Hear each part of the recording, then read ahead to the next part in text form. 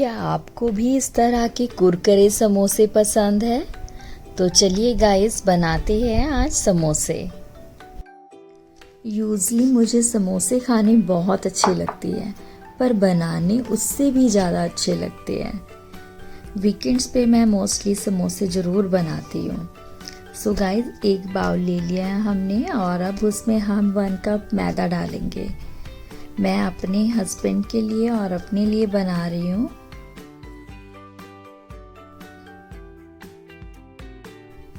साथ में 1 छोटा चम्मच हम अजवाइन डालेंगे, क्योंकि समोसे बहुत हैवी होते हैं और जो अजवाइन होता है वो समोसे डाइजेस्ट करने में हेल्प करता है। अब हम सौंफ लेंगे। इस सौंफ का यूज़ मैं आलू की स्टफिंग में करूँगी। अगर आपको सौंफ पसंद है तो आप ऐड कर सकते हैं, अदरवाइज आप स्किप भी कर सकते हैं। मैंने इसे दरदरा पीस लिया था मोटर में, आप इसे ग्राइंडर भी कर सकते हैं और इससे जो स्टफिंग का जो टेस्ट होता है वो काफ़ी अच्छा हो जाता है। अब हम नमक ऐड करेंगे। अपने टेस्ट के अकॉर्डिंग नमक ऐड कीजिएगा और नमक बिल्कुल ध्यान से डालिएगा, क्योंकि हम स्टफिंग में भी नमक डालेंगे और जो हमारा मैदा है जिसका हम डो तैयार करेंगे उसमें भी हम नमक डालेंगे। इसमें मैं 2 टेबलस्पून मोइन डालूंगी, जिसे हम तेल या घी कहते हैं। घी का यूज़ करने से जो आपके समोसे हैं वो घुरघुरे से बनेंगे, बट अगर आप तेल यूज़ करते हैं रिफाइंड, उससे आपके जो समोसे हैं वो काफ़ी क्रिस्पी बनेंगे। तो इसलिए मैंने रिफाइंड का यूज़ किया है।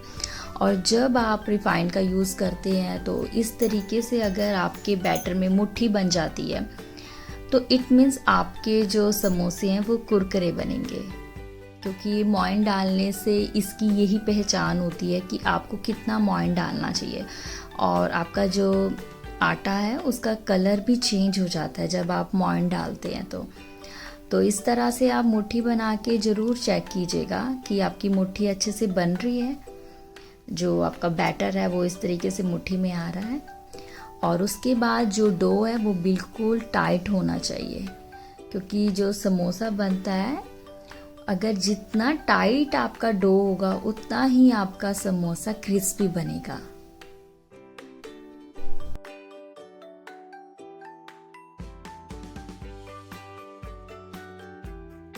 गाइस, जब मुझे मट्ठी या फिर समोसों का डो रेडी करना होता है तो मैं रोलिंग बोर्ड का यूज़ नहीं करती हूँ। मैं इसी तरह से डो को टाइट गूंथती हूँ। इस तरह हाथों की पावर अच्छे से लगती है और जो हमारा डो होता है वो बिल्कुल स्मूथ हो जाता है। गाइस, जब भी मैं समोसे बनाती हूँ तो मुझे मेरे बचपन के किस्से याद आ जाते हैं, क्योंकि मैं बचपन से ही समोसे बहुत पसंद करती हूँ और मैं बचपन में डेली एक समोसा खाती थी। गाइस, कमेंट जरूर कीजिएगा कि आप समोसे कितने पसंद करते हो। अब हमारा डो बिल्कुल रेडी हो चुका है। अब इसे हम 20 मिनट्स के लिए रेस्ट पर रखेंगे और साथ ही इसे गीले कपड़े से कवर करेंगे।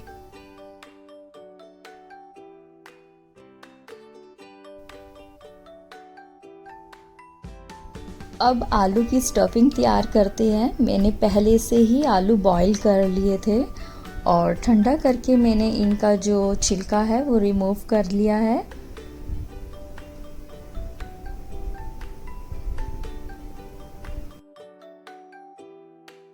अब एक कढ़ाई लेंगे।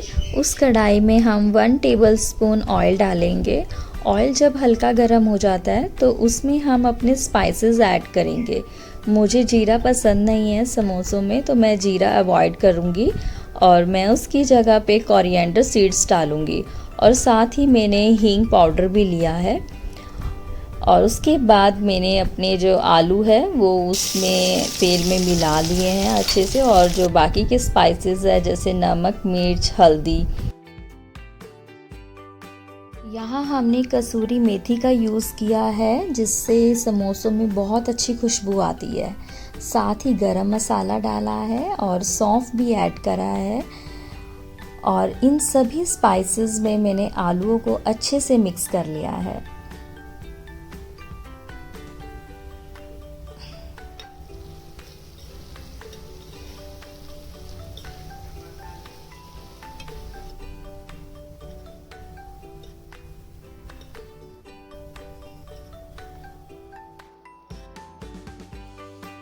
गाइस, मुझे समोसों में अनियन बहुत पसंद है और जो मैंने स्टफिंग तैयार करी है उसमें से मैंने कान्हा जी के समोसों की स्टफिंग अलग करके बाकी की स्टफिंग में अनियन ऐड कर लिया है।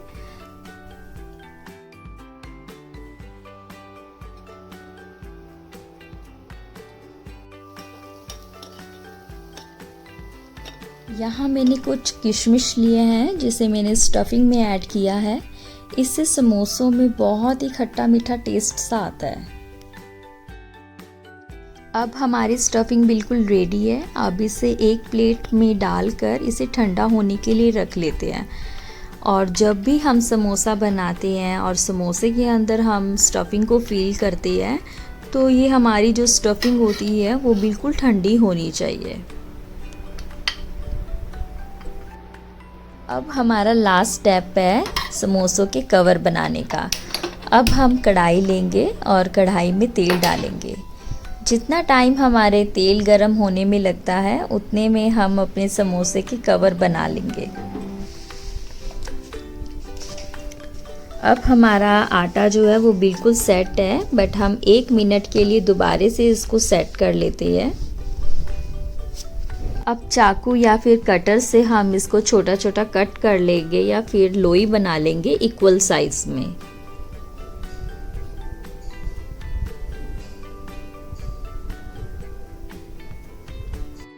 गाइस, जिस लोई को हम बेल रहे हैं उसके अलावा बाकी सभी लोई को हमने गीले कपड़े में कवर करके रखना होता है। अब इस लोई को पूरी की तरह बेल लेते हैं और नाइफ या फिर कटर की हेल्प से इसको बीच में से सेंटर में से कट कर लेते हैं। आप समोसे किसी भी शेप में बना सकते हैं, बट बचपन से जिस तरह से हमने समोसे खाए होते हैं हम उसी तरह से बनाना पसंद करते हैं। अब हम इसकी साइड्स को वाटर से ग्रीस करेंगे ताकि जब हम इसे शेप देंगे तो ये आपस में चिपक जाए और स्टफिंग डालने के बाद ये खुले ना।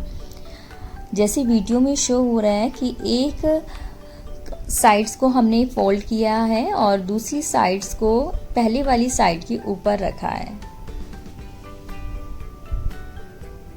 आप समोसे किसी भी शेप में बनाइए जैसा आपको अच्छा लगता है।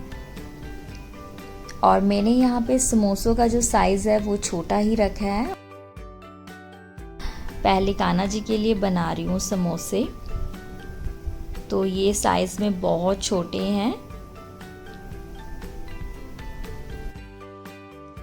आजकल सावन लगा हुआ है तो मौसम काफ़ी ठंडा होता है और शाम की चाय के साथ अगर समोसे मिल जाए तो मज़ा ही आ जाता है। गाइस, इसी तरह से मैंने बाकी सभी समोसे रेडी कर लिए थे। कुछ समोसों का साइज़ मैंने बड़ा भी रखा था और कुछ समोसों का साइज़ मैंने इसी तरह से छोटे भी रखे थे, क्योंकि अगर मैं ज़्यादा बड़े समोसे बना दूँगी तो वो खाए नहीं जाते हैं और छोटे समोसे थोड़े छोटे लगते हैं तो ज़्यादा भी खाए जाते हैं। गाइस, समोसों के लिए मेरी क्रेविंग आज भी वैसी ही है जैसे बचपन में हुआ करती थी। ये इसलिए भी है बिकॉज़ समोसे की शॉप बिल्कुल हमारे घर के सामने हुआ करती थी और जब समोसे बनते थे तो खुशबू बिल्कुल मेरे घर तक आती थी। तो ऐसे में मैं खुद को नहीं रोक पाती थी और डेली समोसा खाती थी। और सम टाइम मैं अंकल का जो समोसे बनाने का तरीका होता था, प्रोसेस होता था, वो मैं देख भी लेती थी। बट आज भी मुझे पता है कि अंकल समोसे बनाते थे तो वो साथ के साथ नहीं तलते थे। कुछ समोसे जो होते हैं वो साइड में कवर, उनके ऊपर कवर लगा दिया होता था ताकि वो सूखे ना। तो ये नहीं है कि जब आपको समोसे बनाने हैं तो उसी टाइम पर ही आपको समोसे रेडी करने हैं। जैसे मैं आपको वीडियो में दिखा रही हूँ, आप समोसों को पहले भी रेडी करके रख सकते हैं और कुछ घंटे तक ही आप उसके बाद इन समोसों को आप तल सकते हैं। जब आप किसी मेन ओकेज़न या किसी पर्पस से आप समोसे बना रहे होते हो या फिर कभी आपके घर पे गेस्ट आने वाले होते हैं तो ऐसे में टाइम नहीं होता है कि हम साथ के साथ ही सारा प्रोसेस करें। हम पहले से भी इन समोसों को बना के रख सकते हैं। और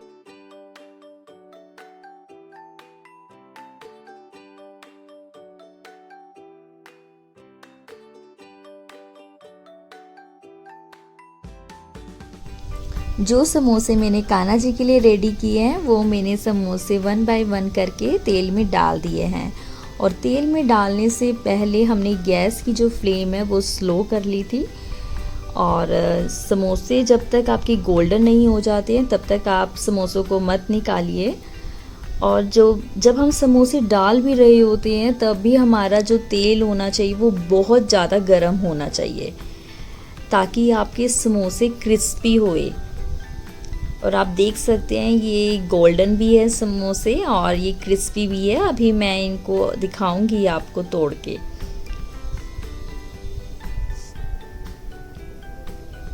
ये पहले कान्हा जी के लिए हैं जो मैंने अलग से इनको रख लिया है, और ठंडा करके हम इसका प्रसाद कान्हा जी को लगाएंगे।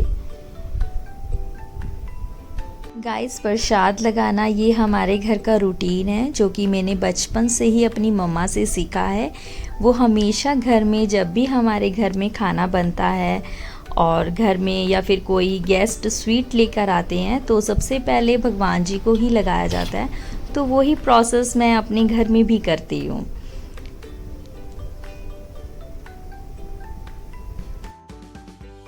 अब इसी तरह से मैंने सारे समोसों को तल लिया था, और मैंने जो गैस की फ्लेम है वो पहले मैंने स्लो कर ली थी।